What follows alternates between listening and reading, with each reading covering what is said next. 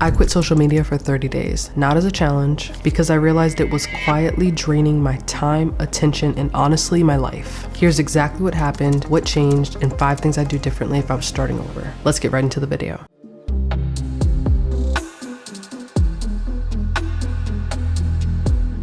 So let's talk about the 30 days that I quit social media, kind of. So full transparency is that I'm currently still in the middle of a brand partnership, which means the only app that I could not delete was TikTok. I needed to be able to post it once a week, send the links and ad codes off, and then get off the app. However, I want to be very clear about this. I did not scroll, doom scroll, check comments, open the app again. I did what I needed to do and I left. And honestly, I think it's the result of not having all the other social media apps readily accessible because I just wasn't having that be the consistent theme of what I do when I was bored. This is important because this isn't some romantic detox story. This is about what actually happens to your brain when you stop letting social media be the default distraction. And somehow, if you find yourself in this circumstance or you're currently in it, let's talk about how to reframe it. Step number 1, I reframe the entire thing. Most people do this as a challenge. I didn't want to do that this time around. Challenges imply resistance, struggle, counting down the days, and I didn't really want to have that frame of reference when I was trying to do something to see what would the positive effects be on it. Instead of thinking about the negative, I just focused on just doing the thing, not having something attached to it, seeing what would come of it when I did it. Instead, I told my audience on Instagram, specifically I have a community channel through the Instagram app where I post updates, and I wanted to be very transparent at the beginning of the month and say, look, I'm off for this month. It could go into the new year, but this month of November specifically, I was not going to be on there. So just as a heads up if I got quiet, but I let them know the same frequent schedule on YouTube was going to still be happening. I treated it more like a lifestyle change, kind of like a reset. And that can be really powerful as you start to step into what that looks like for you. I call this the no narrative method. Don't label the thing, just do the thing. This is actually a really healthy approach because previously I used to be the kind of person who would make future decisions based on past behaviors, past mistakes, past hurt. That's kind of anxiety in a nutshell. And I've since then been delivered from that, and I'm so grateful to God. But if you don't label the experience before it happens, you're more likely to find more benefits in that than if you would have when you get disappointed and don't see it the way that your brain thought it was going to happen. Step 2, I deleted the apps. I logged out and I deleted the apps off my phone. I didn't even want to be tempted to re-log in because I know my stuff. It doesn't make sense to keep it readily accessible. That's like keeping a donut in your cabinet. So when you get hungry and inevitably you don't want to eat sugar anymore, it's still going to be in your cabinet. And that might be the only thing that you go towards because that's what your brain is thinking about wanting. That was the same approach that I took for social media. And I think for you, if you're struggling to get off of the apps and stop doom scrolling and reduce that screen time, get it out of sight. It's true what they say, out of sight, out of mind. 2 important things happen when you delete these things. You break muscle memory. So I will admit the first 10 days was tough because I kept scrolling and swiping down on my phone in the search bar, typing in Instagram. It was just muscle memory at that point. I didn't even care what was going on social media. I didn't want to know what was happening on Instagram. I just did it because I had a pocket of time. And number 2, you see your real habits. The moment your hand reaches a phone that can't give you dopamine, you become aware. It's actually crazy because for me, I kept thinking to myself,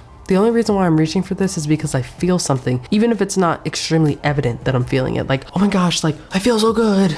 No, it didn't feel like that. It just felt like, all right, I'm not bored. I don't have to think about anything crazy, but it was just nice to have the time filled in my head. But honestly, stepping into boredom per se was kind of the best thing that could happen in this last 30 days. Step number 3, which is the most important step to me. I learned where my time was actually going. I'm gonna give you an example. I wake up naturally around 6:30, 7 o'clock. It's just kind of like when my eyes see the sun, sees light outside, I'm like, it's time to get up. Even though I would wake up naturally at that time, I sometimes would not get out of bed until an hour and a half later, which means that time wasted, gone. Hour and a half of where I could have been working out, an hour and a half where I could have read my Bible, my daily devotional, an hour and a half of where I could, get a head start on a project that is stressing me out or read a chapter in a book, literally anything that can better me. And I choose to scroll on videos that I honestly forget the second after I scroll. Is that not for me? I was I don't even remember what I watched, and I'll save it, but I won't even go back to the collection. I can't even tell you the names of collections I have anymore. I just know I have 20 plus collections. If you're not familiar, if you're not on social media, collections are basically just folders where you see a bunch of recipes, a recipe folder, that's a collection. You see a bunch of vacation spots, that's a folder. I couldn't tell you what they're named. I know maybe 2 because of a dream vacation I want to take, and some food I want to make. I can't tell you the rest. This is what I call the invisible cost of scrolling. You don't feel it, but it accumulates daily, weekly, monthly, and then eventually you just realize, wow, I can't stop doing this. I can't stop doom scrolling. Removing social media exposed the real gap between how I thought I was spending my time and how I was actually spending my time. Step 4, the 5 things I did instead. Number 1, I replaced stimulation with stillness. There is such a power in not doing something every second of the day. I know some of us work jobs, we're in situations and circumstances that require so much brain power, that requires so much brain churning of ideas and thoughts and things and people, and it can just honestly feel like autopilot at one point, to a point where you might even start disassociating. I didn't do any meditation. I didn't do anything. I just kind of sat, and I sat, be still and know that I am God is the verse that comes to mind. Just be still. Just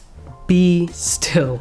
It was just quiet, and it was really uncomfortable at first, but that's why I tried to build the environment to where it felt like this is natural, this is normal. So what that looked like is I was not used to just being still and not being on my phone, scrolling, calling a friend. So I went to a park, I went to some greenery, I went to something where I could see a bunch of nature, overlook something, and I just really sat there and thought, wow, this is beautiful. Like, life is so good. I'm so grateful. Just expressing forms of gratitude from the things around me and thinking and reflecting. It is very difficult in the beginning, but it becomes just honestly a part of you once you start implementing it. Definitely week 2, week 3, you start to see the changes. Number 2, recalibrate your mornings. Without a screen, my mornings did not feel rushed. So it felt like I only had 20, 30 minutes to do something I already had 2 hours to do, but I spent 90 minutes of it scrolling. I changed that, and I was able to actually get on my walk or go to the gym, eat a really good breakfast. I'm talking proteins, vegetables, fiber, the things my body needs to actually be fueled. I had time to drink water, to make tea, to get a matcha, like anything I wanted. I had the time. I just wasn't using it well before. 3, stop multitasking. Cooking without a screen feels luxurious. Like, I am truly enjoying all the steps it's taking to cook or bake, which is also something that I realized in this 30-day fast from social media, this 30-day, like, I'm good. I realized one of my hobbies I enjoy is cooking. What does that look like for you? You know, what hobbies would you do if your phone was not a part of the picture? So I learned how to make bread from scratch. That's so cool to me. I also learned how to make all these other dishes like slow braised short rib and kalbi and just all these awesome dishes that I was like, wow, this is really fun. I enjoy cooking for myself. I enjoy cooking for others. It is great to figure that out. I also realized I want to get back into music. I don't want to do it professionally at all. I promise you, you will not see me on a stage if God doesn't tell me to get on one. But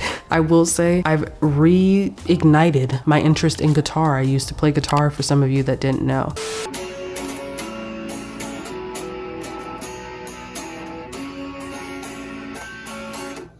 All it took was changing my...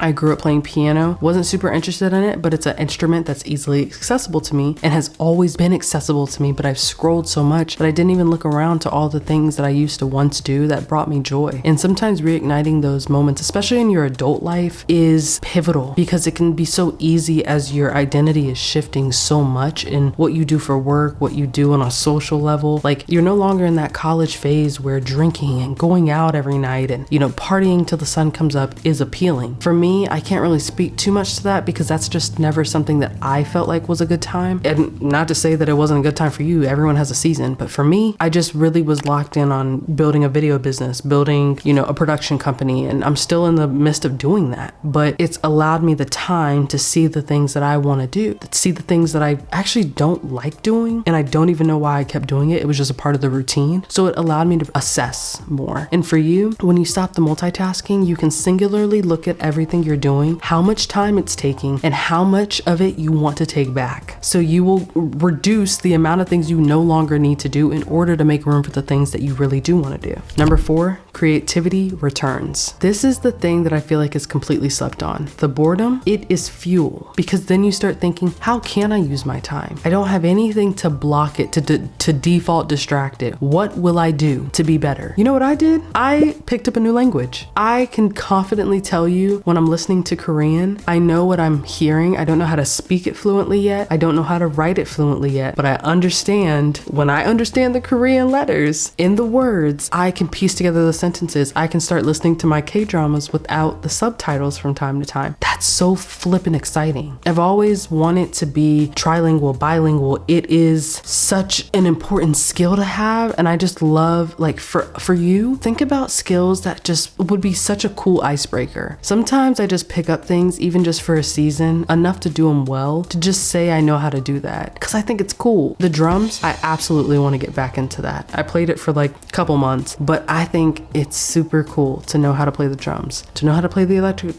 guitar, to know how to speak Korean, like things you wouldn't necessarily think a person can do. I like being that outlier. It's just something that I've always been interested in, and it might kind of stem from when I was pursuing acting for a little bit, and having all these different skills really made you more marketable and made you more available to be in these different types of genres of shows and movies. It just completely changes your whole worldview. But I think I just ended up developing a better enjoyment for it. So that might be your story too. Number 5, I saw relationships differently. When you're not always thinking about documenting moments, you actually live them.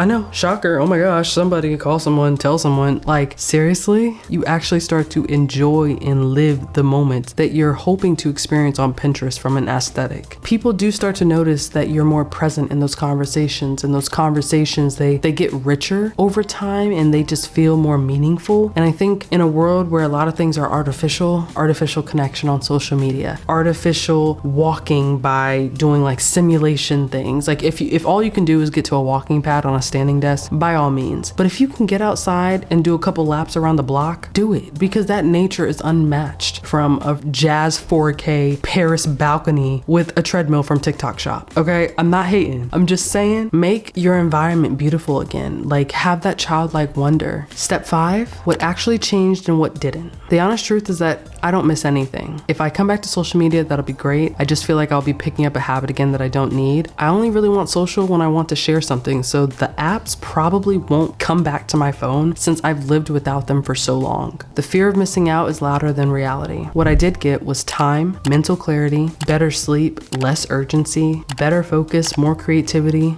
being in my life instead of observing it through a phone. Like, I could tell you my screen watch time more than I can tell you what the color of the tree outside was. I promise you that's a problem. If you want to try this, here's the framework. The 3-step social reset for you can start small, and it can look like this. 1, announce it once. If you have to announce it once. Don't keep telling people. Just be like, I'm on a social media hiatus, and tell people. You don't have to post an Instagram story. You don't have to do what I did. I only did that because I was consistently creating content, and then I just completely was like, nope, I need a reset. So that was my only excuse. For you, you may not even have to do all that. Number 2, delete the apps. Do not make it accessible. Do not make it easy to fall back into that temptation. Remove the access. And then define one hobby you want to get better at in the next 30 days. Number 3, replace the habit. Don't leave it void.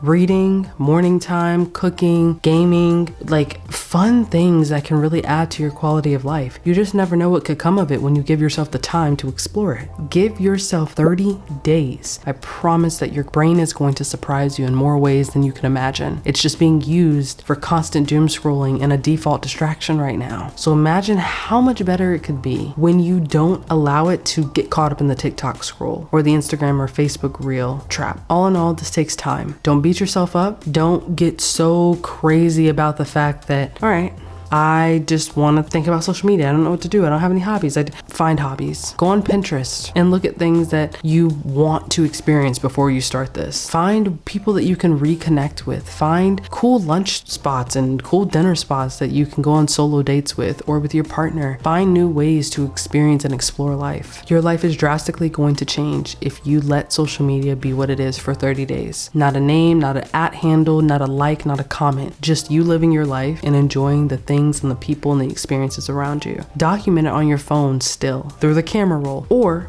dare I say, a Kodak camera. One of my favorite things to do when I'm going on vacations, every vacation I go on, I always have a Kodak camera with me. Because while it's great to always have the cloud and have your phone, nothing beats the physical image. And one day I'm gonna wanna look back and show my kids and be like, this is what I was doing in the latter halves of my 20s. Like, this is what is important. This is what matters. And sometimes you have to find yourself in a different headspace to redefine what really is important to you, okay? So I really hope that this gave you a better insight into how you can be better. And if you stayed until this long in the video and you're a real one, leave this emoji so that I know that you are locked in and that December is gonna be the month that you just let social media go. Now, I will say I do not count YouTube as a social media tool. It is, but I will say I get a lot more education and informative items, creatives that make things I'm interested in. I learn about neuroscience, I learn about cooking, things that add to your quality of life. If you're learning, use it, but don't scroll. Be able to say, I'm gonna watch this one video for 15 minutes and call it a day and get back to doing something else. So be mindful of that if you are gonna start this for yourself. I know that things can change for you, and understand that these last 30 days of the year of 2025, it's gonna look completely different for you if you limit the distractions. So lock in and let's level up. I'll see you on the next episode of Party of One Podcast. Peace.